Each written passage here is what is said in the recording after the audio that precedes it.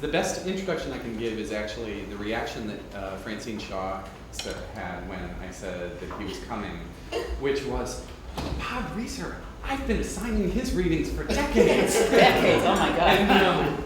And I think that speaks volumes about his eminence within the field of instructional design, instructional media, instructional technology. He comes to us from Florida State. We're very lucky that he has relatives in the area, so he was able to sort of pop in to help us kick off a fall semester that is very exciting already, even though it's only a week in. I think you guys saw in the announcement too, if you didn't already know, this is the new Create. Welcome to the new Create, and thanks to Jan and the other Create folks for hosting us here in this wonderful space. Hopefully there are many good things to come in this location. And we are also treating this as our semester kickoff, so hopefully people will have a little bit of time afterwards to stick around and have some snacks and have some wine. I hear reports that an opener is on the way. It's so. here. It's even here. Don't worry. So there will be wine afterwards. You'll need it after my presentation. That's your cheese at the end of the maze. You can join us for the first kickoff celebration of ECT EMDL Fall 2011. So without further ado, the illustrious, the kind, and we're ever so glad to have you here. Thanks, Chris. Thank you for having me. I'm just delighted to be here. I want to thank Chris in particular for setting this up for me. I had read a lot of Chris's stuff when he was at Penn State. I was very impressed, particularly by his efforts to bridge the two fields of instructional design and the learning sciences. And when I was putting together the third edition of my book, Trends and Issues, I told my co-editor, Jack Dempsey, who's a former student of mine, we need to have a chapter on the learning sciences. And I started thinking, who would be a good person to write the chapter? And the first person who came to mind was Chris. And his chapter is just I don't know if you've read the chapter, but it's really outstanding. It's an attempt to introduce the learning sciences to people who may not have that much knowledge of that field. That included me. And he's done a wonderful job. In fact, I just went back and read the chapter in preparation for my lecture today, and he's done a great job. So you guys are very fortunate to have him and Jan and Francine on your faculty, as well as your other faculty, although I haven't met the others. Anyhow, as you might tell from my accent, I'm originally from New York. Grew up here. My wife and I went to graduate school at Arizona State, then got a job at Florida State, and we said, God, Tallahassee, it's not exactly New York, and we thought we'd be there 3 years. Here it is 35 years later, and we're still in Tallahassee. But the good news is 2 of my 3 children now live back in New York, so we come up here to visit a lot, and I told Chris I'm staying at my daughter's house this weekend, and I'd love to come in and give a guest lecture. He said, be delighted. So here I am. So that's by way of introductions. How many of you were in the program? I don't know the official name of the program. All of you? All right. How many are doctoral students? Master students? Okay, very good. Kind of about the same split. And some alums. Oh, who are the alums who are here? Wow, I'm impressed. That's great. That's great. Yeah, well, we have a very similar seminar on Fridays at noon every other Friday. Matter of fact, Chris spoke last spring. When he spoke, I happened to be up here in New York, so I didn't have a chance to hear his presentation. But we think it's a great opportunity for our students to meet people who are in the field, who are doing work in the field, doing research in the field, and I'm sure it's an equally valuable experience for you. I hope that'll be the case with my presentation today. What I wanted to talk about were 10 trends affecting the field of instructional design and technology. Let's see if this clicker works.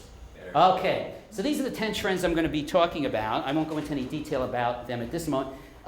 Some of these have been around for a good 20 years or more. For example, the first 2 on the list. Some of them the past decade, some fairly recent, but I think all of them have had a significant influence on our field. Some are ways of thinking about the teaching and learning process, such as the learning sciences, constructivism, performance improvement. Others describe tools or devices for presenting instruction, for creating instruction. But all of them, I think, have had a real significant influence on our field. And I'm not going to go into depth about any of them, but I want to talk briefly about all of them and how I think they've influenced this field. And when I say this field, I call the field instructional design and technology. And before I get into the trends themselves, I want to talk a little bit about why I use that term and what it means to me. So, if you look back at the history of the field that some call instructional technology, and which I'm calling instructional design technology, you recognize that early on, this field was viewed as media. If the term that was often used then was, in the early 1900s, was audiovisual materials. And it referred to the media that were popular in those days, films, then in the 1920s, radio, in the 1950s, television. And then more recently, the term audiovisual instructional visual materials went by the wayside, and a term that started to be used was the media born of the communications revolution. In the 70s and 80s, computers, and then the internet and digital video. But in each case, when you use the term instructional technology, what do you usually think of? Or what does the general public think of? They think of media. But our field isn't simply about media. And another way of viewing the field, and those who are instructional designers typically look at it this way, is to think of it as a systematic approach to designing instruction, to designing learning environments. Back in 1970, one of the earliest views of instructional technology as a systematic approach was this one put out by the Commission on Instructional Technology. They talked about a systematic way of designing, carrying out, and evaluating the total process of teaching and learning. You know, some of us might think it's a little strange to think of technology as a process, but actually, if you look at Webster's, and I think this is the most recent online definition, when they define technology, they don't talk about it as media. The very first two definitions in Webster's for technology are the practical application of knowledge. In other words, a process. The viewing technology is a process rather than as medium. And the second one, a manner of accomplishing a task, especially using processes, methods, or knowledge. So this notion of technology as a process isn't as unusual as one might think. So we have two different views of technology. Technology as media, which I think is the term that most of people think of when they think of technology, and technology as a process. And because technology means different things to different people, I'm feeling uncomfortable just calling the field instructional technology, as many people do. So a few years ago, back in 2002 actually, for a new book that Jack Dempsey and I edited, that was the first edition, I came up with this definition of our field. And I'm not going to have you read that whole thing, but it has three different parts that I want to focus on. Let's see. First of all, it acknowledges the fact that this field that I'm calling instructional design and technology, does involve using systematic approaches to designing instruction, designing educational environments. And you can see that in several parts of the definition. Most of you are familiar with the term ADDIE, the ADDIE model, the 5 phases. So it incorporates into the definition the various phases of the ADDIE model: analysis, design, development, implementation, evaluation, hence ADDIE. And it also mentions the fact that oftentimes people in this field, that I'm calling ID&T, use systematic design processes. So it acknowledges that part of the field. It also acknowledges the fact that oftentimes we use a variety of media to support learning, to design instruction, to share information. So that's mentioned as well. And the third thing it includes is performance improvement. So we have three, and I'm going to talk about that in a moment. Actually, it's the first trend I want to talk about. So we have three different components to this definition of the field that I call instructional design technology: systematic design, use of media, and performance improvement. Now, performance improvement is the third one that's in there, and it's what I consider to be the first trend in the past 20 years to really change the nature of this field that we traditionally thought of as systematic design and using media for instructional purposes. How many are familiar with performance improvement? Just a few. Okay, so what is performance improvement? It's the recognition that as instructional designers or learning scientists, we're not just involved in about trying to improve learning. It's one thing to improve what people learn, but we hope that that learning will be transferred into improvement in real-world performance, that people can do things better on the job, in the workplace, in the real world as a result of our interventions. So, about 20 years ago, people in our field started saying, we not only have to improve learning through whatever means we use, but then have that learning transferred so that the learners can use whatever they learned in the real world, improve their performance in real-world settings. So that's one of the key notions behind the performance improvement movement. The other key notion is that we not only use instructional methods, or learning environments to improve learning and performance. We can use a variety of what we call non-instructional means of improving learning and performance. And this is an example of some of these things. Sometimes people will learn more, perform better, simply by providing them with the right motivation. Sometimes better feedback will result in improved performance. I remember when I was chairman of my department, one of my office managers wasn't doing a very good job. I was loath to tell her this because she would get upset. I waited to the end of the year when it was time for the evaluation and then hit her with that. And she looked at me, she said, "If you had this problem with me all year, why didn't you give me feedback when I needed it?" So, sometimes it's not a matter of, I got to put them through a whole new training program. It's just giving people the kind of feedback they need to improve performance. So there's many ways that we can improve learning and performance other than just delivering instruction, setting up a rich learning environment. And that's another key notion of the performance improvement field. It's easy to talk about these things, but are people actually doing them? And here's an interesting slide. It's taken from ASTD, the American Society for Training Development. Every year they come out with a report where they examine, look at that nice bottle of water right in the picture there. They come out with a report where they've surveyed about 300 leading training organizations in the United States and asked them a variety of questions about how they go about improving the performance of their employees. And this is from 2008 report, and it shows you some of the non-instructional methods that these organizations use to improve learning and instruction. You can see things here. Of course, a lot of it is formal learning activities like classes and workshops. And if you look at the red lines, that's how often employees in these organizations use it. You can see about 90% of and those of you who have the slides in front of you, you can see this better than you can up there. But many organizations use formal training methods. But look how many use non-formal methods, like on-the-job learning, almost 90%. Knowledge bases, which I'll be talking about in a few minutes, almost 80%. Performance support, 72%. So all these examples of non-instructional means, not formal instructional means of improving learning are being used very frequently by companies trying to improve the performance of their workers. And I think instructional designers, particularly those of us, or learning scientists, who are going to be working in the business and industry community outside of academia, need to be aware of how to go about improving performance, not just improving learning, and using both instructional and non-instructional methods for doing so. So that's the first of the 10 trends that I'm going to be talking about. The next one is another one that's about 20 years old, and I imagine most of you are familiar with this one. How many are familiar with the theories and ideas behind Construct? I would imagine that in a program like this you'd be well aware of that. But I think it's a very important area and has also greatly influenced our field. Some of the key principles there, which I imagine you're familiar with, is the notion of anchoring instruction to stress the relevance of a task.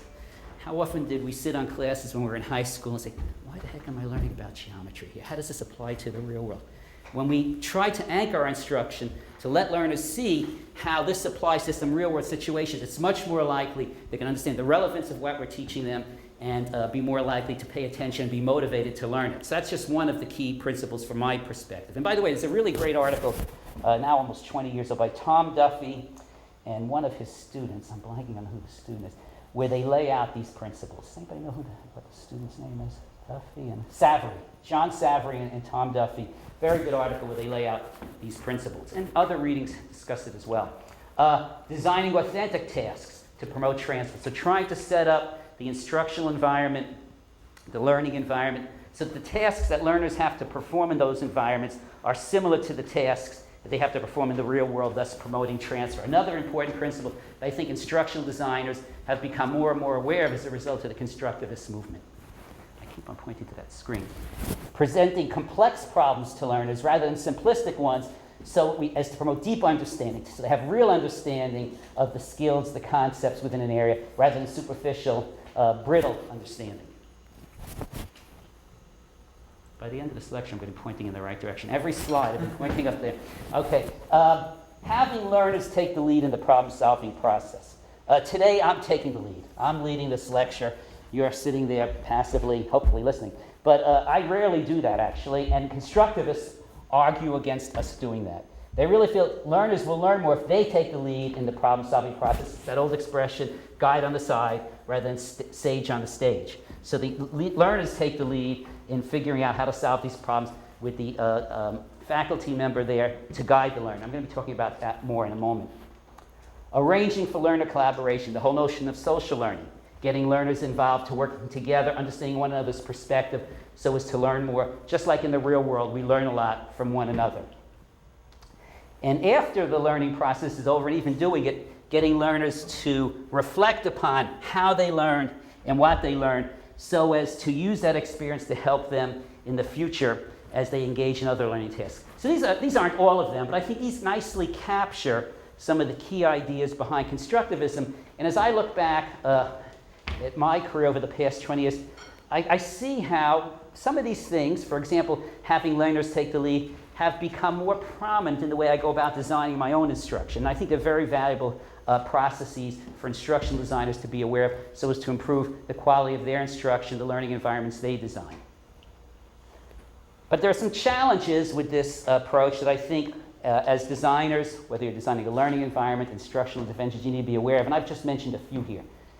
We need to be careful to select the right instructional strategy in light of the learning task. It isn't always the case that a particular approach is going to work. So depending on what the task is, if it's recalling factual information versus a certain type of problem-solving, conceptual learning, certain instructional strategies, maybe more of a constructivist approach, maybe more of a direct instruction approach, are going to work better. So we have to make sure to match the approach with the task that we're addressing, that we're trying to have our learners acquire. Ensuring learners have adequate prerequisite skills. Sometimes throwing learners into what we call rich learning environments or complex learning environments might be a disservice for them. If they don't have the prerequisite skills to solve some of the complex problems that we're presenting them with, they may have difficulty solving those problems. So I think designers have to be careful to not put learners in situations where they can't solve the problems that are being presented. It results in inefficient learning. Another issue is because with the constructivist approach, learners are often working together to solve problems, and we often look at the solutions to the problems that they come up with as a group as evidence of whether or not they've acquired the skills. One has to be concerned about to what extent has everyone participated in coming up with that solution. Can I be assured when AJ and Sharon and Galdamy, when they are working together, that all of them are equally involved in coming up with that solution? Or maybe Galdamy did all the work and AJ, as usual, just sat back there. No, that's not true. So that's an issue that I think we need to be concerned about as well. And of course, we need to provide adequate scaffolding. You can't put a learner into a rich learning environment and expect them, or a group of learners, to solve the problem at hand without some guidance from the instructor or from the learning environment itself. So it's instructional designers' responsibility, I think, to provide the scaffolding necessary to help these learners solve the complex problems. We can't just throw them in there and expect them to do it. Certainly if we attempt to do that, it's going to be very inefficient. And I think that's the next point is the last one. Efficiency of learning. One might think, and perhaps it's true, that when learners have to solve problems on their own and they come up with the proper solution, they're going to better remember what they learned and be able to transfer it. But it's going to take them longer to do it. And do we want to allow them to take that additional time as opposed to a more direct instruction approach? I'll give you a real good example of this. I had a student do a dissertation about 10 years ago. Her name was Yusra Visser, and she actually won an award for the dissertation, where she compared a constructivist approach to teaching some science content to a direct instruction approach, where the teacher kind of, gave the students the information, gave them some examples, gave them some practice, gave them some feedback, as opposed to throwing them into a rich environment and they had to solve the problems on their own. Actually, the learning in the two groups was about the same. The instructional efficiency, the amount of time taken for the students to learn, was less in the direct instruction approach. But even more telling than that was the fact she had difficulty finding any teacher who would be willing to sacrifice the amount of time necessary for the students to engage in the constructivist learning environment. They didn't want to spend the 4 or 5 days having the students go through the activities to acquire the skills. They wanted to cover as much ground as they could in as little time. So the whole notion of efficiency of learning is something we need to consider. Sometimes we can afford to do that, sometimes we can't. So I think constructivism offers a lot for instructional designers, but there are a number of issues and challenges we have to address when we're looking at that. But it's certainly a trend that has greatly influenced our field in the past 20 years. And even a colleague who's about as far from a constructivist as you can imagine, in my case, Walter Dick, one of my closest colleagues, in more recent editions of his book, Dick and Carey, which is a famous design book, includes some of the ideas of constructivism in his books. I think it's had a major influence on our field. The third trend I want to talk about, I can't sit still, I got to move around. It's actually a very good instructional technique because, if Chris and Jan, they're kind of getting bored and decide to talk to each other, but during my lab, I kind of stand here, and they stop that in chattering. Okay. Or if Dual coding. yeah, there you go. There. Let's see. This All is right. the URL Okay. for the slides. There you go. Oh. Yeah, that would be helpful. Very good. Yeah, go ahead and do. Or if AJ raises his hand during the lecture, and I want to call on him, it's nice for me to be standing here rather than over there, because then he's talking to all of us rather than just to me. So I move around a lot. Of course, by the end of the lecture, I'm exhausted, but that's another story. Okay, knowledge management. How many are familiar with that trend? Okay. Let's just talk briefly about that. This is another trend. You want to hold that up again or pass it around? I'm going to pass it around. So let's read it here. Real app. REEL. app.com, real app, reelapp.com /A, like Apple, 2887D, like my son David. Okay? reelapp.com /A2887D. All right. So now we get to see if divided attention works. Okay. All right. Very good. Knowledge management. When you look at this slide taken from AS, again, could you move that bottle of water, please? The one that's kind of, the slide, you can see back in 2008 when ASTD did the survey, about 80% of the organization, I got two different devices here that I'm trying to, this is the disadvantage of walking around. I'm always leaving things behind. About 80% of the organizations, looking at the red again, said that their employees use knowledge bases, namely, in other words, searchable reference materials, to help them do better jobs, to improve their performance. About another 63% focus on knowledge sharing, communities of practice to help them improve. So this notion of knowledge management is another important issue. Let me describe it in a little better detail. This is a definition from a chapter in my book by Mark Rosenberg, who's considered one of the foremost experts and proponents of knowledge management, and he defines it as this: collecting, archiving, and sharing information, expertise, and insight within and across communities of people and organizations with similar interests and needs. So you have a large company, for example, with offices all around the country. Maybe it's a sales organization. Within that organization, you have various communities of people. You have salespeople, you have office managers, and so on. And different ones of those folks have different expertise, different information, different insights. And what we want to do is to collect all of that information, archive it in some kind of system, and then enable the employees to share that information using this system. And Mark has a very nice slide that he's used in presentations that he's given at Florida State that I've borrowed from him with his permission. And this didn't come out that well, but here's an organization. And on the right-hand side here, there's a whole bunch of different knowledge that is embedded within the organization. There's knowledge about finance, there's knowledge about manufacturing, about IT, and so on. And then you have a bunch of knowledge seekers, and these could actually be the same people in each case. Some of them have technical questions, they have marketing questions, and so on. And what often happens in a situation like this is what we like to call knowledge chaos. People, for example, might have a technical question. So they go to the IT person. They don't have the answer. Well, maybe the training person has the answer. No, they don't have the answer. Maybe the help. Very inefficient way of gathering information from those who have it to those who need it, resulting in knowledge chaos. The solution to this, according to people like Rosenberg and others who've actually created systems like this, is to create what we call a knowledge management system, where you take the information that exists within an organization, organize it in some easily retrievable way in a system. People then access the system and can answer the questions by going to the system rather than looking to the people. This, I think, is particularly important now in the 21st century as the baby boomers start aging, like myself, and are about to retire. So I do have a little bit of knowledge about some things, and if I go off and just leave the university, my knowledge is gone with me.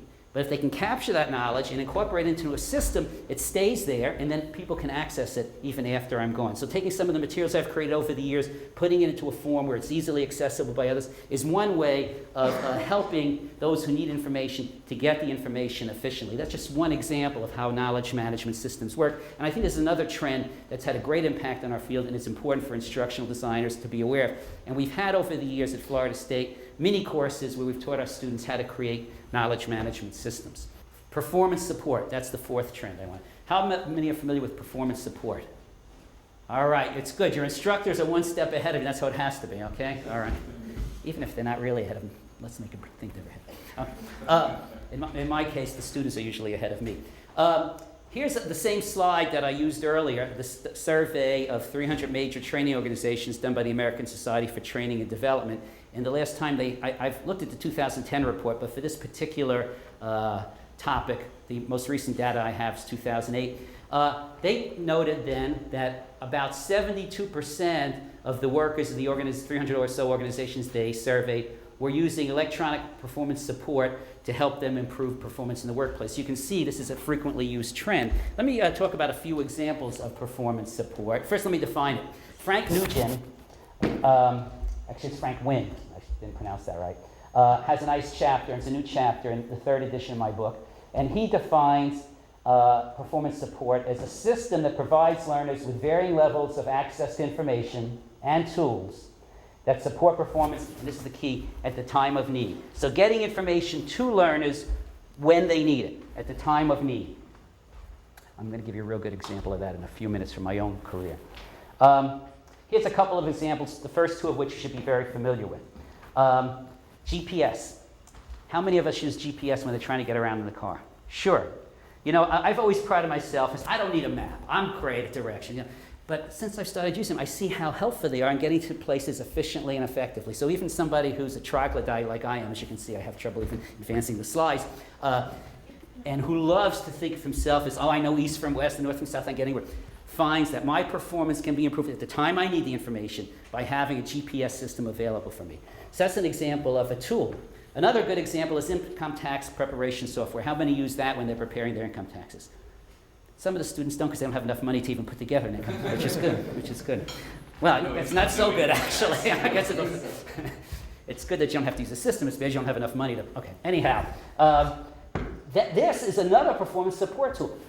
You are asked a series of questions, you answer the questions, and voila, what comes out? A completed tax return. So it guides you to help you perform a task at the time you have to perform it. Usually it's April 15th, right on the day. And the result is doing a better job performing a task because of the electronic support provided. But here's one more example, and this one's specific to Florida State University. About 5 years ago, an accrediting agency, the Southeast Colleges and Universities, something or other, had its, annual, every, what do you call 5 years, an accreditation visit to Florida State University.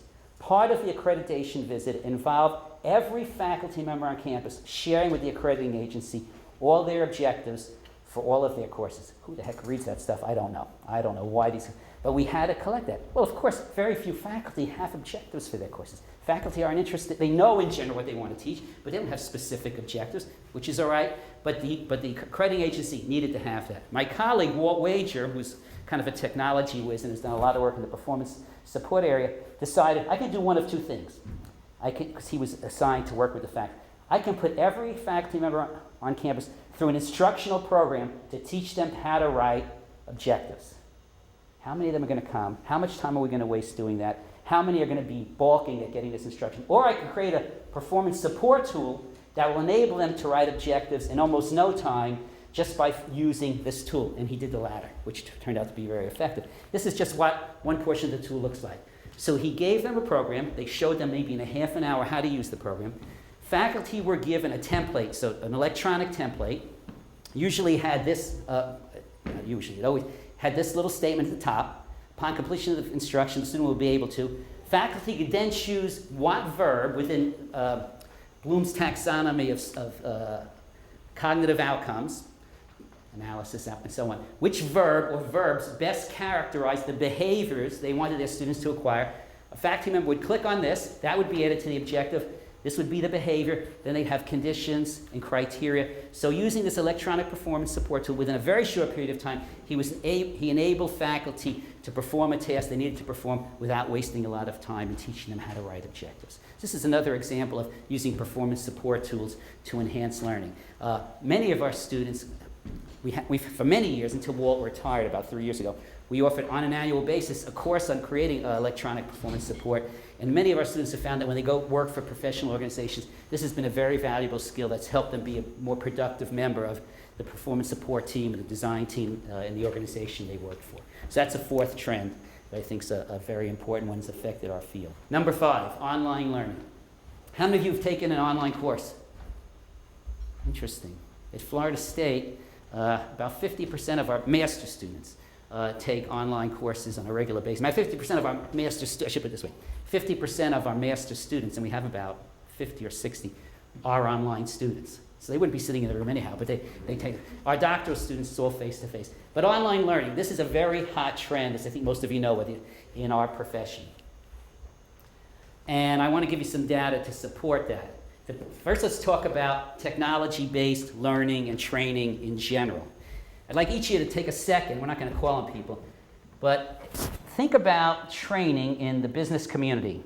In your own mind, what percentage of instruction in the business community do you think is delivered via technology? Not just online, but video, audio conference, I don't know, Skype, as opposed to instructor-led, face-to-face. Everybody come up with a percentage. How much today would you say is instructor-led versus technology-based? Let's get two guesses here. Who'd like to take a guess? Let's put down instructor-led. Who wants to guess what percentage of training today in business industry is instructor-led? Guess. Yes, what's your name? Oh, Elizabeth. Elizabeth. I'll just say 40%. 40%. How many think she's close? Who wants to have a very different guess? This young lady. What's your name? Jennifer. Jennifer.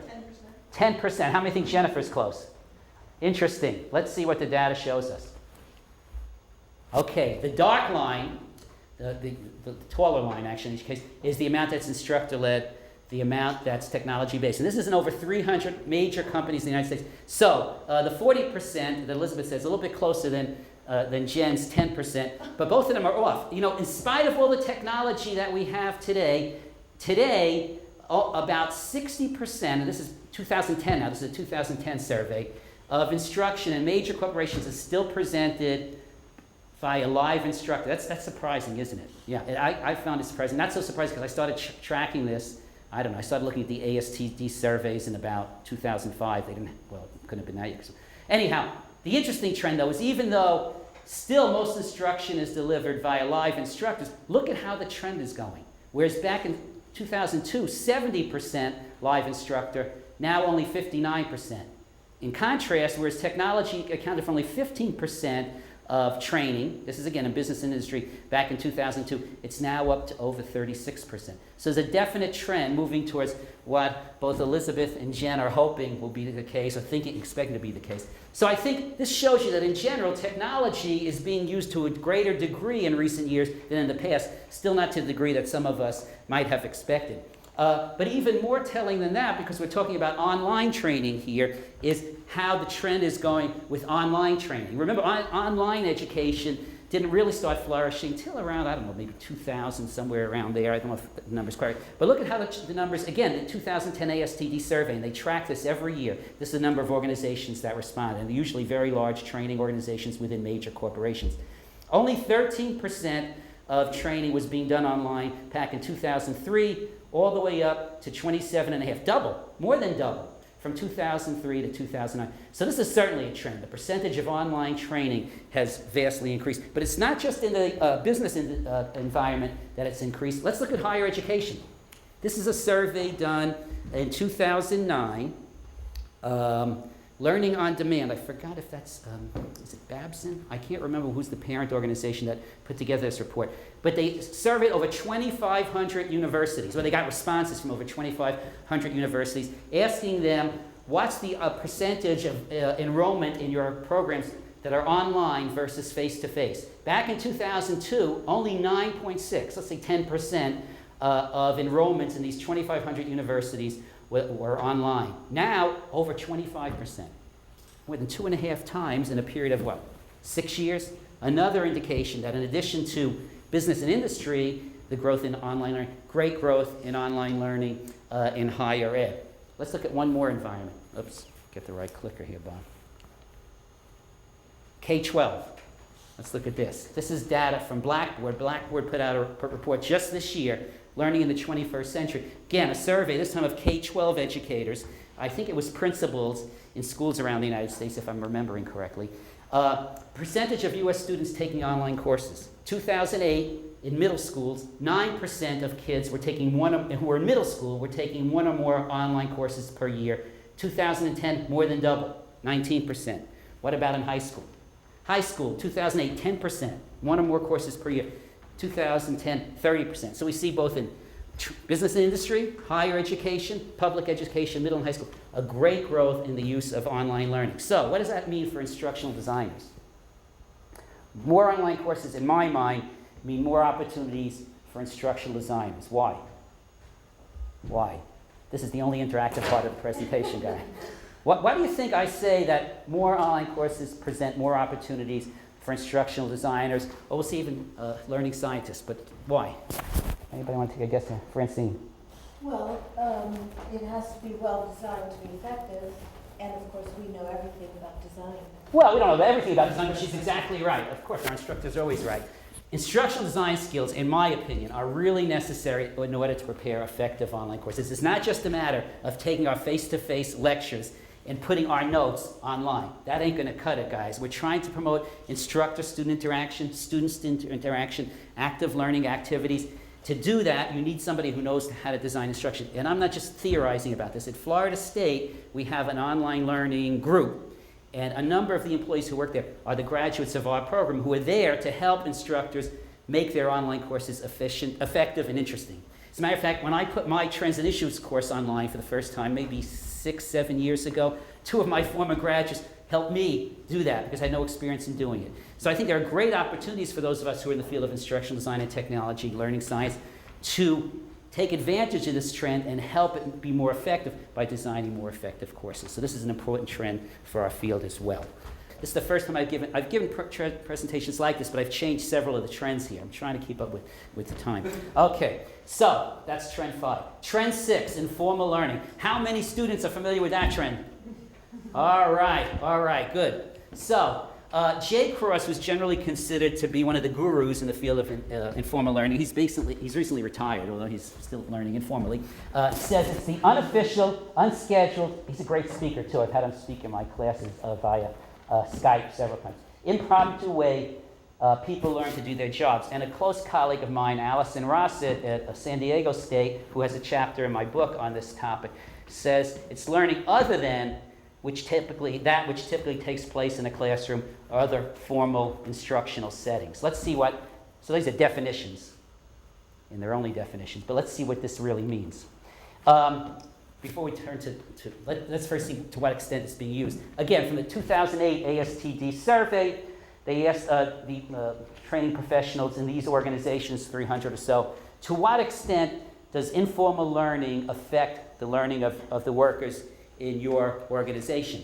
7% said to a very high extent, 34 additional percent to a high extent, so we have 41% saying that informal learning is a major means via which workers in the organizations learn. Another 34% to a moderate extent. So when we add these three together, we have 75% of the organizations saying that informal learning is a major means via which learners in the organization learn. What are some examples of these informal learning techniques? Here's the same chart from that. So you see a wide variety of things here. Email for sharing knowledge, standing around the water cooler. And that sounds kind of funny, but as instructional designers, we can do things to encourage that sort of thing if we think it's an important way of learning. instant messaging, social networking, peer-to-peer coaching, informal lunch and learn, a whole variety of informal ways that people learn from one another. I bet you if you go back and think about how you've learned many of the things that you've learned, whether they're work-related or not, you've learned them informally rather than in a formal classroom. So this is a very powerful tool for getting people to learn, and I think as instructional designers, we need to be aware of it and harness this and make use of it. This is another very interesting slide, from my opinion, Jay Cross put together. He points to the differences between formal and informal learning and tries to show some of the advantages of informal. He says with formal learning, needs are perceived by the instructor. So the instruction or the information is instructor driven, and the instructor is pushing that information out to the learners. As opposed to informal learning, where the information needs are determined by the learner, it's learner driven, and the learner's trying to pull the information into him or her. Today I was trying to think about if I could give you a good example of that, and I came up with one. And now I'm the Associate Dean for Research in my college, and I have a staff of about 5 or 6 people, and one of their main tasks is filling out all the different forms that the university requires in order for, Jan must be very familiar with this, I'm sure all 3 of your faculty members are. You have to fill out all these forms to be sent into the federal government or the funding agency and so on, and the faculty don't want to take the time to do that. So the faculty plan the research, the staff puts together the forms and submits it. Well, you know, these forms are constantly changing, the university requirements are changing, so our staff was having problems getting these forms done correctly. So one possible solution is to get somebody from central administration to come over there and give a lecture to my staff. And she did that, and 10 minutes into the lecture I'm realizing this wasn't the way to go, because it was instructor driven. It was her perception of what my office staff didn't need to know and what they needed to learn. So a lot of the information she was giving to them was superfluous, just like a lot of the information I'm giving to you right now. No, of course not.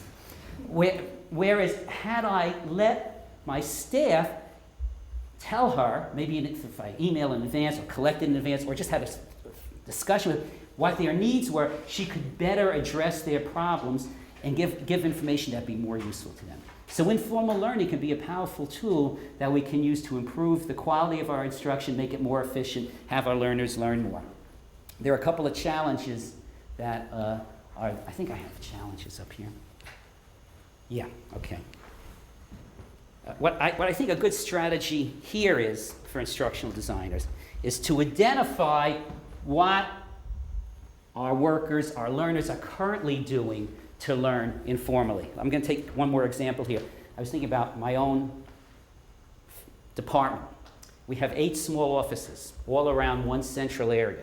We have a set of 4 we had a set of 4 chairs set up in a U-shape where people could sit outside of the faculty offices and then come in and talk to the faculty when they had some time to meet with the students or when they scheduled a meeting. Led to very little interaction between the students and faculty. The central space was rarely being used. But what we saw then was, occasionally students would have conversations out in the central area. They'd come into a faculty member's office and talk to the faculty. But the central area used very, very infrequently. What's the desired situation? We wanted much more interaction between the faculty and the students, not just in individual offices, but in the central area. So more faculty get involved, more students can get involved, a richer, more vibrant learning environment. So we compared the current ways people were learning informally, talking to one another but in small offices, not having much sharing with larger groups, versus the desired, and then rearranged the space, the workspace, where we put several large tables in the outer area where students and faculty could congregate, made it a more comfortable area, set Wi-Fi up there so as to increase the likelihood that students would engage in and faculty in the informal types of learning activities we were trying to promote. So I think the challenge for instructional designers is to focus on informal mechanisms for learning as well as formal and try to promote the informal as well. That's trend 6. Trend 7, social media. And I'm sure most of you, if not all of you, are heavily involved in this, and some of the research your faculty are doing is in this area. Here's a formal definition and collection of web. I won't even read that one to you, but you know what it is. Here's some examples, and again, I'm sure you're familiar with a lot of them. Let's see the extent to which social media is being used in various environments. First, for work-related learning in business and industry. Here again is a survey. This is from ASTD in the July 2010 issue of their major journal. This again is a business and industry kind of publication, training and development. asking organizations what type of social media do they use. SharePoint, Google Docs, over 42% use it often or all the time. You can see the numbers there. It goes down from there. But there's a good number. It's 20%, 15% using social media. And I'm pretty confident, or at least I'm predicting, we'll see these numbers increasing in the next year or two, so next few years. So organizations in business industry are using social media for work-related learning. What about K-12? Here's a survey of K-12 educators. It's the green line, that's the one you should be looking at. They asked teachers, to what extent are you using social media in your classroom for instructional purposes? The numbers aren't all that impressive, but it's okay. About 20% or maybe 18% using YouTube. Teachers are using Wikipedia. How they're using it, I'm not sure, but it looks about 30%. Blogs. So we see some use of social media in K-12 classrooms. I think it's kind of encouraging because a lot of media have rarely been used. I'd like to see these numbers go up, but this isn't bad for a start. What else do we have here? Higher education. This was a survey done by Pearson in 2010. Again, I've forgotten the N here, so I wish I had that for you. As a matter of fact, I tried to look it up yesterday, but didn't get around to it. But anyhow, among those surveyed, it was faculty in higher education. Over 60% said they used social media in their class. About 30% said they posted content via social media for class. Imagine they had YouTube videos on there and so on and urged their students to look at it. I'm not exactly sure how they used it. They said about 40%, the scale is different on the bottom chart here, but about 42% said they assigned students to read or view various things on social media, and about 20% said they had students post things using social media. So I think, we're talking about K-12, higher ed, business industry. We see a moderate amount of use of social media in those environments. I think that's going to increase, and I think instructional designers, learning scientists need to be aware of this trend and take advantage of it. And I think there's some challenges there too. Choosing the right media tools for various, I'm going to use a blog. I'm going to have a blog in my class. No matter what the class, they're going to blog. I don't think that's the way you go about it. Like any good instructional designer, you need to choose the right tool depending upon the type of learning task that you want your learners to engage in, the skills you want them to acquire.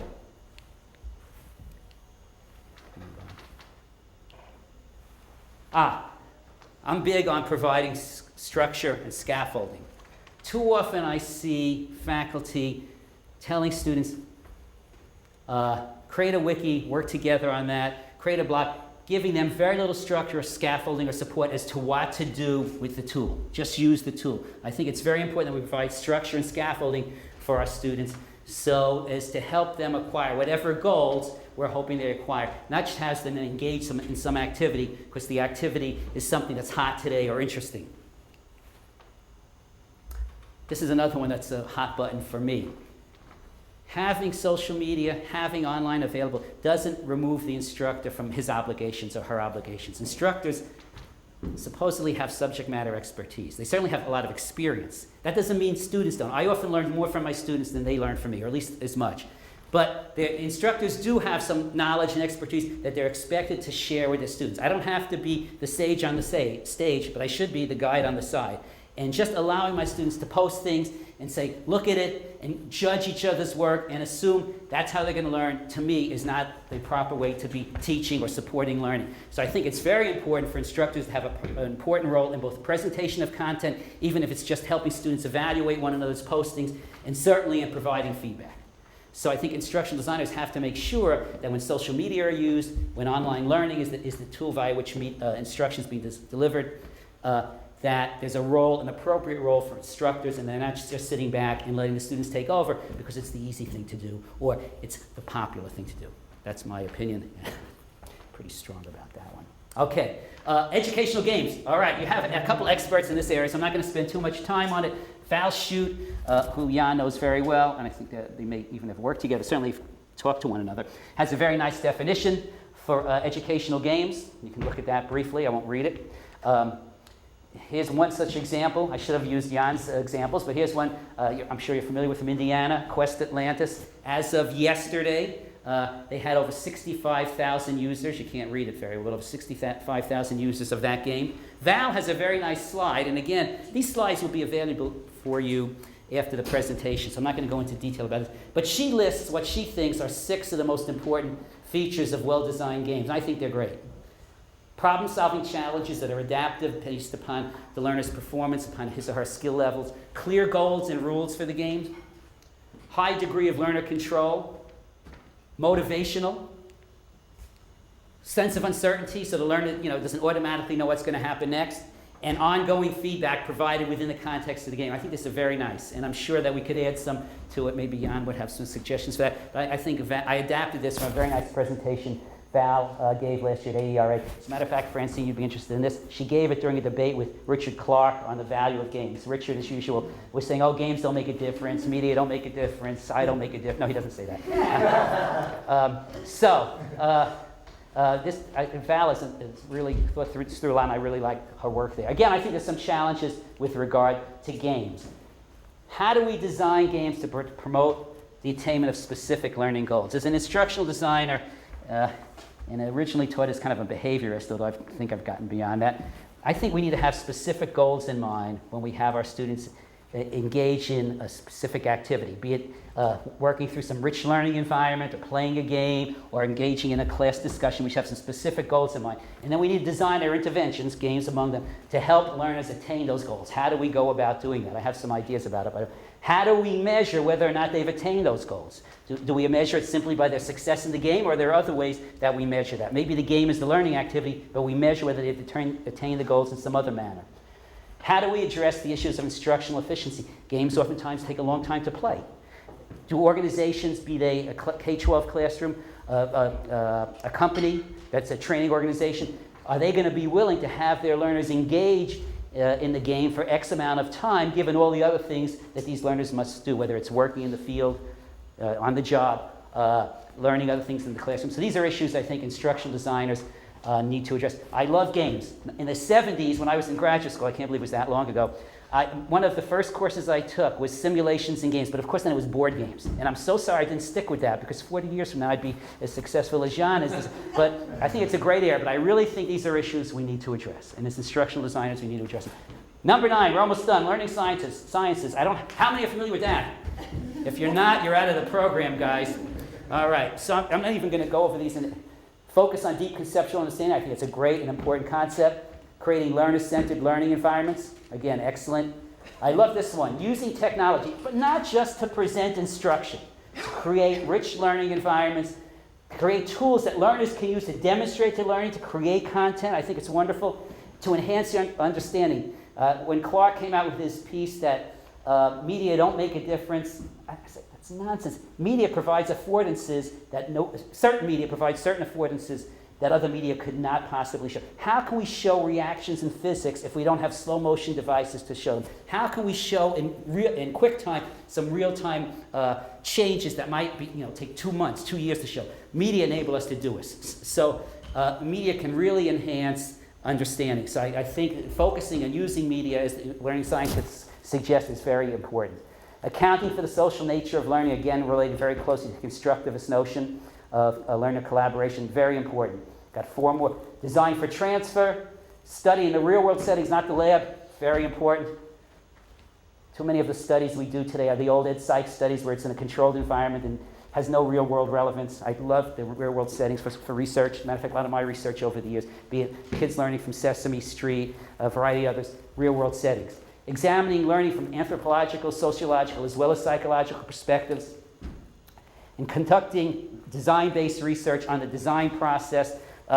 Learning scientists are big on this, but people in the instructional design field, like Jim Klein and Rita Ritchie, who talk about design and development research, emphasize this as well. The notion of looking at the design process and how it helps improve learning, and how, as a result of learners learning or failure to learn, we can improve the design process. Wonderful area to conduct our research in. So I think this is another very important area. I think there's a couple of issues there, and then we're going to hit the last trend.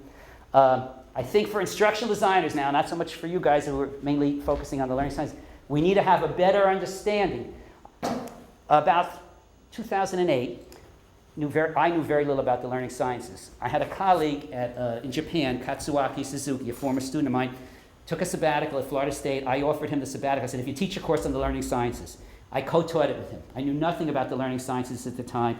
I used the book, what is the handbook, Cambridge Handbook on Learning Sciences, and I got a better understanding. I'm no expert, but I learned about it, I saw the value of it, and I think instructional designers need to learn more about the learning sciences, and I encourage them to do so. As a matter of fact, I'm giving the same lecture in 2 weeks at Florida State, and this will hit home with them because our students need to learn more about it. The course hasn't been offered since Katsu and I taught it, but we have the faculty who could teach it. Identify those types of learning outcomes that can be fostered by particular strategies. Are we talking about goal-based scenarios? Are we talking about case-based learning, cognitive apprenticeship? What strategies are likely to work for what types of learning outcomes? Again, tying the strategy to the learning outcome. And unless we're aware of the strategies, we can't tie them to the learning outcomes. So we need to become aware of them and then pick the right ones. But not only pick the right ones, decide how those strategies can be blended with traditional instructional design practices and use the best of both worlds to create even better learning environments, better interventions. And finally, working with learning scientists. Chris had a wonderful special issue of Ed Tech a few years ago that he co-edited with Ali Carr, and they talked about the differences and similarities between the learning sciences and instructional design and the need for these folks to work together, to build upon the strengths of both worlds. And I really believe in that. So I think getting learning scientists and instructional designers to work together in design and research activities is a very valuable and important thing to do. And at Florida State, because we have some people who have their feet mainly in the instructional design camp, like myself, and others who have their feet mainly in the learning sciences camp, like Val Shute and Vanessa Denon, we're starting to move in that direction. Penn State was, but then Chris up and left and came to a good place, lucky for you guys. So I'd like to see more of that. Hopefully there'll be some of that here at NYU. Finally, trend number 10, and then we'll be done, and you're all saying, thank God. Mobile learning. Mobile learning. This is one that hasn't had a major effect on our field yet, but I'm guessing, hypothesizing that it will. And of course, you all know what mobile learning is all about, learning that's supported by mobile devices, whether it's an iPhone, a tablet PC, iPad, which I just got one a few weeks ago, I'm enjoying immensely, iPods, whatever, all those devices. And how is this going to be affecting our field? Well, there's a lot of stuff that tells us it will be. Here's an article just from 2 months ago, July, from Training and Development Magazine, a major publication for designers in the field of business and industry. The headline, Mobile Learning. And this is the headline from the article. According to new ASTD, that's the major organization of American Society for Training and Development, 65% of employers are either using, considering, or currently developing learning for mobile devices, using mobile devices to help workers in the workplace learn their jobs as they're performing it. 2 weeks ago, an article in the Chronicle of Higher Education. Every year they put out a special issue called Almanac of Higher Ed, where they present multitude of tables and figures. The key article about technology, college tech goes mobile. And here's AJ, who's telling me on the way over here that he's trying to push that a lot at Montclair State University. And it's happening all over the country. So in higher education as well as in business industry. Next. This was really interesting to me. In Education Week, which is a K-12 publication, most likely the premier K-12 publication about news and education in K-12, schools open doors to students' mobile devices. This was really an eye-opener. More schools, this is the headline, more schools are doing an about-face as they change policies to allow the use of student-owned mobile. It used to be no devices in my own classes. I tell students, I don't want you to have your computers in the classroom because I don't want you browsing the internet while we're having discussion. But we have to change our thinking about that. And you see schools are changing their thinking about that. This article was pointing that out. So we see higher education, K-12, business industry, open to using mobile devices. I think this is going to be a major trend affecting our field, and we need to be on top of it if we're going to have an effect on it. Here's one more statistic. This is from a study that Blackboard did, taking it mobile. Unlike other technologies where parents think it's the teacher's or the school's responsibility to provide the computer, to provide the televisions, to provide whatever the medium is, parents in the survey, 62% they said were willing to purchase mobile devices for their children to use at school. Only 11% said it was the school's responsibility. So here we have a technological innovation that parents are willing to purchase for their kids so their kids can use it in schools. So here's some of the advantages of mobile devices. Relatively low cost, less cost than a lot of other technologies than buying computers. Reduces the digital divide because of the low cost. Kids who come from poorer families often have mobile devices as kids who come from better off families. Unlike so many technologies where we have to rearrange the classroom to put in computers, to put in a video, we don't have to rearrange the physical space, which is a big problem for teachers. Big problem for teachers. They don't want to have to rearrange the space to make use of the technology. Portability, very portable, so anytime, anywhere learning, not just in the classroom, but outside of the classroom. As a matter of fact, a lot of the stuff that I used to tell my students, hey guys, we'll continue this lecture on Tuesday, or this discussion on Tuesday. I now say, okay, you're working in small groups, go home, post your answer. Your team posts their answers on the Blackboard site. I want each group to take a look at each group's answers, decide which answers are best, write your answer. So you can use mobile devices to continue learning outside of the classroom. And unlike a lot of technologies where teachers in particular are uncomfortable with the technology because they don't know how to operate it, almost everyone now is pretty comfortable, even somebody like me. Soon every lecture will be delivered via film. Did it happen? No. 20 years ago, it was said that computers would blow up the schools. There would no longer schools. Did it happen? No. But computers are having a greater impact than almost every other medium that has come along. So we got to be careful not to just jump on the bandwagon without examining the value of the medium. So and then to do that, for mobile learning as well for all our other interventions, we've got to design good software, and you as learning scientists and instructional designers can do that, build in the principles of good design, consider theories of learning to design good educational software. A very key point is thinking about how we can integrate the use of these devices into a regular school curriculum. We're not going to blow up the school tomorrow. Schools, in my opinion, schools are going to be there. We're talking about K-12 now. Going to be there for a long time. Teachers in college classrooms like me are going to be there for a long time. So we have to figure out how to integrate these devices into the regular curriculum so they're not seen as a side activity, but are integrated into the instruction. The most effective uses of media historically have been those that have been integrated into the curriculum. There's a lot of evidence to show that. And eliminate distracting influences. The tendency to text while we're engaged in some educational activity, the tendency to surf the web, not always the best thing to be doing. So how can we control for that? Elliot Soloway had an interesting statement about that. He said the first thing we do is eliminate the texting abilities and the web surfing. But when you do that, what's left with the mobile? I'm not sure what the answer is, but he had that statement. Okay, so these are some of the challenges for designers. Let me conclude. When I was graduating from instructional design program at Arizona State in the mid-'70s, I hate to admit it, I was only 10 years old at the time. That was a joke, guys. I really had a small toolbox. They had taught me the basics of instructional design. We'd heard all about behavioral learning theory. We were starting to learn a little bit of cognitive learning theory, but there wasn't a whole lot over and above that, okay? But that's really changed. Now, today, you guys have a much larger set of tools you can use. Among those tools are all the different learning theories, technological advances that I've talked about today, and many, many others. So as a result of having that larger toolbox, I think there's a greater likelihood that you're going to choose the right tool for the right task. For a learning task, you have a much wider variety of tools to choose from. If you choose the right tool, I really do think it's going to have a positive effect on learners, on their learning, on their motivation, and on their performance. And as a result of that, I think you're going to have greater success in your professional career. I certainly hope that's the case, and I want to say thank you. Thank you. Okay. Comments and questions? I just wanted to point out that we are, in fact, in the middle of having people tweet about this very talk, and that people, your talk was actually sort of discussed a little bit while it was going on in the back channel. And I also just learned that Dana Boyd is now joining MCC. So isn't that interesting? Really?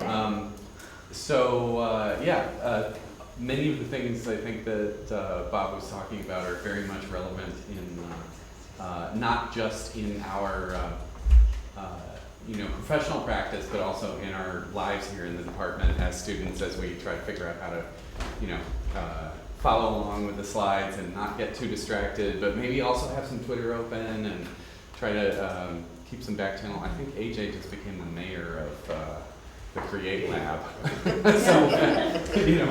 And I'm trying to adjust all these changes. It's time, but I'm sure Bob would entertain yeah, sure. questions or comments if there are any. And I'm sorry it took about 10 minutes longer than I anticipated, but I hope it was worthwhile. But I'd be glad to answer any questions or take any comments, as long as they're not too critical, okay? All right, even if they are critical. Yeah, Jan. Actually, on your last point of mobile devices, mobile media, I think that the combination with another point you had, which is informal learning, is far more powerful than us trying to integrate mobile devices into our classes. That seems in a way forced, because you could have another device sitting in front of you and that would also work. But I'm much more excited That's about interesting. I think that's a very interesting point. So using that more for informal. Go ahead. Yeah, what I'm much more excited about is when you go to Korea, when you go to Japan, people are on the phone, on their trains, commuting to work, and they're not playing necessarily games, they do that. But they're on applications like there's one called iKnow, where they learn languages on the phone while they're on the train. Because they have 4G or better networks, they have smartphones that are by far outperforming what we have. And they have, as a result, providers that provide those kind of environments. So I think we can look there to see what, once we finally upgrade our cellular systems here, we might see happening here when we have the bandwidth that we need for that. So that's already happening elsewhere, and the trend is primarily, from what I see, mobile and informal learning. That's interesting. That's going to actually change my slide for the next presentation to mention that. Do you think there's a place for mobile learning within formal learning environments, or do you think not? What's your opinion on I think that? there's a place for it. It's not why not? I mean, sure, we can incorporate a lot of things into our teaching, but I could use a desktop to send that tweet, or I can use a mobile device. That's not going to be, that's the medium again, right? Mm-hmm. The device better. What I'm much more interested in that, and you had that as one of your items, I would just highlight that, is the anytime, anywhere. On my way home, I have this idea, and I can then still be in touch. Or on my way to class, I have this question to my instructor, and I can send that. Yeah, and I think a lot of us do that now. So playing up on that and using that. That's good. That's good. Other comment, and again, I'm going to put that on my slides. Next. Well, something that I worry What's your name, by the way? Jacob. Jacob? Yeah. Okay. Something that I worry about, though, about in terms of mobile learning is that is the digital divide issue really avoided? I mean, I think special attention has to be paid to, there are all these features that we can take advantage of, but are all those going to reach everybody? I mean, different students will have access to different levels of different mobile devices, and how do you balance, trying to take advantage of new features versus trying to make things, available to as many people as possible? I don't know what the answer for that is. Certainly, the mobile devices that we're using now, I think, are fairly accessible to a large number of people. Some of the other technologies may not be the case. Also, when you talk about there's different audiences that we're trying to reach. I know a lot of your focus, if I'm not mistaken, in your program is K-12 and higher ed. Isn't that correct? I mean, your audience for the interventions you come up with, are they mainly K-12 and higher ed, or do you get into business and industry environments as well? To some extent. How many people, okay, just as a quick demo for Bob, how many people are interested in or do something with kids in K-12? How many people are interested in or do something with students in higher ed? How many people are interested in younger students in out-of-school or informal environments? And Wow. how many people are interested in adults in non-formal environments? Yeah. And how about adults Yeah. in the workplace? How many are interested in that? Okay. So I think it depends on what environment we're interested in. And I think some of the issues you raised apply to most of the environments that Chris mentioned. It's interesting, at Florida State, I'd say if we ask the same set of questions, most of the hands would go up for how many interested in working in business industry and training organizations. So a lot of it depends on the organization. But I do think it's an issue. I don't have the answer for the less so in business industry where they provide the devices oftentimes for the employees. Jan? The digital divide, though, nowadays is being kind of reimagined or redefined as not an access issue. It's even under or low advantaged populations have access to a lot of technology. It's a question of how they use it. So it's a completely different use of the same technology, and the kind of guidance that parents would give their children in how to use that technology, and the kind of culture in Oh. how to use that technology. And it's fascinating to read that in the context of gaming, when you look at different kind of populations and what kind of games they're playing, and what that actually says about their way of looking at games as a medium. And that spans other kind of genres as well. And so it's not so much the access anymore. There are enough libraries, there are enough, you will see people with the smartphones of essentially all parts of our society. It's more the question of what they do with it, I think. And so that's really where we as instructional designers can have an impact. If access were an issue, then we couldn't, because we wouldn't reach them. Now it's a question of actually making something we build available and build in enough scaffolds that people who may not have had the benefit of parents that guided them to use it in a certain way, or their culture of guiding them in a certain way, that they actually have the benefit of that application as well. Jennifer. No, that's a Jennifer right here. That's Jennifer. Jennifer to the You right. haven't been- No, I'm Ophelia. Hi. Yes, I would just, you mentioned libraries and access, and you were talking about integrating this into the formal curricula, and it's sort of like, well, which comes first? Do we do the design so that it becomes integrated into the curriculum, or do you try and push to get the technology integrated into the curriculum so that you can then design for it? It sort of is this bit of a conundrum of which is the best place to push, or do you work on both fronts at the same time in order to make sure is access, like you said, public libraries, yes, that works with computers, but mobile devices, I don't know of any library where you can go and check out a mobile device in classrooms that have it. Are they the lower income, lower SES neighborhoods and towns and schools within those districts, and where are the different sort of points, the different nodes where you can apply that, your work, or direct your research and your work toward that point in order to achieve whatever the set goal Well, is. Jan is suggesting that maybe with mobile devices, and he said this pretty well, is that perhaps we don't need to worry about integrating into the curriculum because it's mainly going to be used as an out-of-school, anytime, anywhere, any place tool for learning. And whereas other media, we've tried to, and perhaps rightly so, integrate into the curriculum with not much success, unfortunately. But this might be an exception to that. Jan, would you agree with that? Well, yeah, because when you think about mobile media, you're talking about a device that gives you access. And then you talk about a number of the other trends like social media. Now you talk about an actual app, right? And so the app social medium or the variety of apps that it entails can be used on mobile devices or on stationary devices. And so integrating it into the classroom where there are a lot of stationary devices, counting a laptop, I suppose, or a PC, doesn't make it so much a focus on mobile devices as much as on what you run on them. Yeah. And that can run on other platforms as well. And of course, that brings up the whole issue that we shouldn't say media don't make a difference, because they certainly do. But the notion that it's how we design the applications that are delivered by the media that's crucial is something we can't forget. So I think there's been this debate over the years about is it media or is it methods, and I really think it's both. I think mainly as designers we have to be good at designing our interventions. But it doesn't mean we should ignore the issue of the value of media, which provides certain some media provides certain affordances that others don't. So, decide what you want to teach, design a good intervention, and then decide what medium can best be used to deliver it. I think that's the way I would suggest we do it. Yes? Something that this whole conversation brings to mind for me is this idea of cultural practice, and how much do we take on as educators when it comes to certain kinds of cultural practice around using media. Because the digital divide for me, I teach a class at CUNY, and I've seen such stark differences between the efficacy that CUNY students have coming in, even though they have the access to the same technologies, that has something to do with the fact that they were once the products of the digital divide, or maybe their parents were.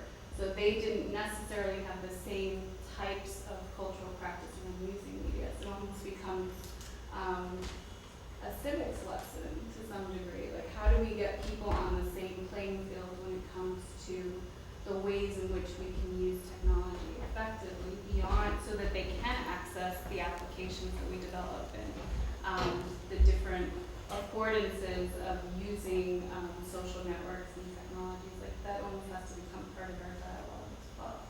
That's very It's so much nicer than I said it, but that's what. Yeah. Well, is this all under the category of digital literacy and teaching digital literacy?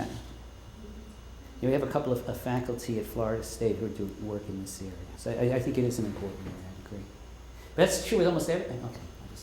Well, almost any medium. You know, kids have always had television in their homes, so most kids have. There have been books and people so they come out of. But you know, how they use these devices and for what purposes, you know, there's always been some kind of divide there, I think, and how do we overcome those differences?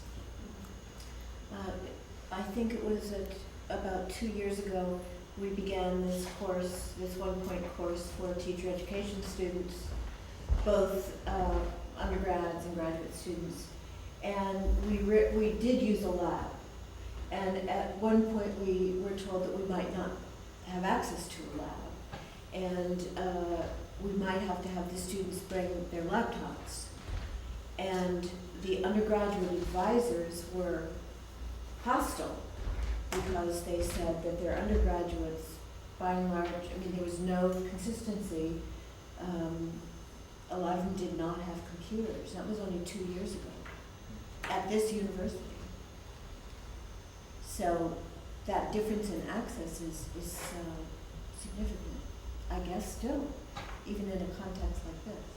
And even just to throw in one more point, so, you know, there's the access issue, there's the, do you have the cultural resources issue, and then there's also the preference issue. So one thing I was just looking through the chart that Bob pulled from ASTD about percentage of technology-based training, how much was face-to-face and how much was online. And you look at, from 2002 to 2009, the online training more than doubled, and the face-to-face training only went down by about you know, up to 20%-ish. But the numbers don't track each other and they don't add up to 100%. So there's actually got to be a fair amount of blended training in there Interesting. to make it add up to 100%. And the amount of blended training was slowly growing, and the amount of online training was growing. But where there's a huge drop-off, it looks like the technology-based training was growing without necessarily cannibalizing too much of the face-to-face training until the financial crash in 2008. Ah, So all of a sudden you've got a whole bunch of people who, you know, we could do it by Skype, we could do it face-to-face, I don't know, we've got our training budget this year, we already bought our plane tickets. And then, you know, someday somebody says, oh, stop spending money, and all of a sudden everybody moves to Skype and or blended learning. And that, to me, that's really interesting too, because it just goes to show that sometimes these things are not necessarily strictly access or strictly, you know, do you have the cultural resources to take advantage of the technology, because that was already steadily climbing. It's more a question of, do you have to choose one over another and under what circumstances, and, you know, would it make sense to, you know, allow people to bring laptops if they choose to a class, but provide laptops for those people who don't have them, versus insisting everyone use the machine in the room, versus, you know, assuming everybody has a laptop or providing them with one. Well, part of this conversation is the fact that NYU decided that enough students had their own laptops that they could do away with the labs. And they did in fact eliminate the majority of lab space. So the university was counting on not investing money in labs where classes could be held. And I'm talking about like our courses where the computers were significant to the instruction, not just so that they could take notes or cruise or, you know, whatever. But the university was counting on that. And this is a trend across the country, actually. I remember reading a couple of articles. We weren't first, right? Yeah, but yet at the same time, they have a virtual computer lab that's still very much pilot, and there are a lot of bugs with it. So they didn't, you know, they acknowledged there would be a transition time between having all of this lab space to going down to this much lab space and then adding the virtual computer lab. But they're not, and I don't know if that's purposeful in terms of everyone readjusting and just making do with the resources that are available. Well, what it means is that they're only piloting access to what's on the university servers. So if you're not on a university computer, you don't have access. You can do the VCL from home. Can you get everything? No, but it's still piloting. There are a lot of bugs. There's a lot of functionality you can't do if you're working on a map. It's a So even if you have the computer, you couldn't. even if you have a computer and you have a strong enough internet connection to sustain, you know, you have your wireless at home or your internet speed at home, and you can sustain the connection, because let's say if you're using Photoshop, which is an expensive program that you might only use a couple of times a year, so why would you buy it? You're like, oh great, I don't have to go to the computer lab, and you're opening up a large file and it crashes. And you open up a large file and it crashes. And there's certain things you can't do in like SPSS, and so there's all these bugs, and this is what I mean in terms of the administration. I don't know what their intentions or their mentality behind this, but they said it was going to be a transition. They would have this institute to make up for the lack of lab space and access. And so for people, it's like you can't really use it. You either go to the computer lab or you wait, you know, finals time, you're waiting frantically for the computer to be open, or you buy the software. And so this is the situation where it's set up so it's as much about access and affordances and culture. You know, all of those things I think are sort of co-equal in creating a space in which people can or cannot make use of, you know, things like that. Well, finances are a big issue here too, and you're fortunate that you have faculty who have grant money, because at Florida State we have less and less university support for any kind of labs. So having faculty who get grants, bring in grant money, and create spaces like the spaces that I see up here, you don't realize how lucky you are to have, maybe you do realize it, but you're very lucky to have a space like that, because it becomes harder and harder to provide it. Yes? I had a question kind of related to that, because I was looking at your slide with the online learning numbers, Mm-hmm. and specifically kind of with like middle school and high school. I was wondering, is that, you know, online classes exclusively, or is it blended? And was I it don't know. I provided by the think school that's district? exclusive. You know, we have the Florida virtual school system, and there's a Right. new law in Florida that every high school, I think this is because of our governor, who's very big on privatization, every high school, and the profits that are accrued to his well, I'm going to it. Every high school student must take at least one course totally online. Oh, really? So I have I'm not sure, yes, Really yes, yes. That's interesting. Yeah. Huh. So I'm not sure, you have to go back, and I have the sources list, but I have a feeling that's courses that are totally online as opposed to blended, but I'm not positive. That's what it looked more like that, because it was lower numbers. Yeah. So I was wondering. I think that's the case. Okay. Well, I want to thank you again for the time. I really enjoyed it. And we want to thank you so much Okay, for I'm coming and talking. delighted.